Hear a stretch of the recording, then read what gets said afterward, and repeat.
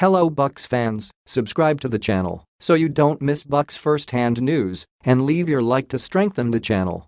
The Milwaukee Bucks have an embarrassment of riches on the wing as they feature half a dozen players who can make a case for postseason minutes. That wasn't always the case. Heck, that wasn't even the case when the season began.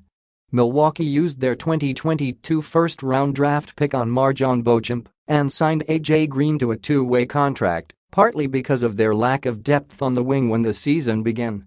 If we rewind the calendar 5 months to October on opening night, the Bucks' wing rotation consisted of Grayson Allen, Wes Matthews and Jordan Nwora. It was the same trio 2 weeks later, with Beauchamp getting some run. Their most recent game against the Toronto Raptors featured Khris Middleton, Allen, Pat Connaughton and Joe Ingles getting the minutes. Leave your like on this video to keep up to date with everything that happens at Bucks. Thanks. Continuing. It's safe to say life on the wing has drastically changed for Milwaukee since then.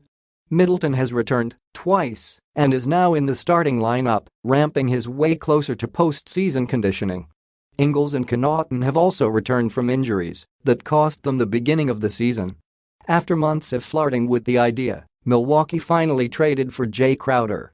The depth puts head coach Mike Budenholzer in a dangerous position come playoff time. Choices. He'll have a lot of choices and no PJ Tucker to advise him along the way. I'm joking, mostly. What they lack in elite talent, they make up for in diverse and specialized skill sets. Assuming there are 96 minutes for him to hand out at the 2 and 3, give or take some of the jumbo and small ball lineups he'll employ, let's review the 6 players Budenholzer has to craft his playoff rotation from, not including the rookies, what they bring to the table, and how many minutes they could be looking at. To be clear, this should all be matchup dependent and could vary from series to series. Khris Middleton is the one player who is locked into his role regardless of opponent. He's been ramping up his minutes lately and is creeping into the low to mid-30s. Hopefully, he's ready to hit the high 30s in 3 weeks when the NBA season ends. He averaged between 38 to 42 minutes per game during the high-leverage series in past postseason runs, and there's no reason he shouldn't see that much playing time as long as his body is up to the challenge. The Bucks' offense has been humming since he returned, and he's the key to unlocking them on that end of the court.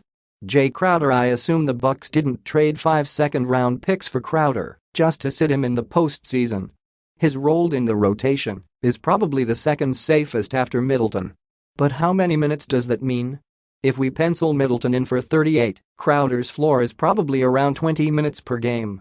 That could rise all the way to 28 minutes if he assumes the Wes Matthews role from last year.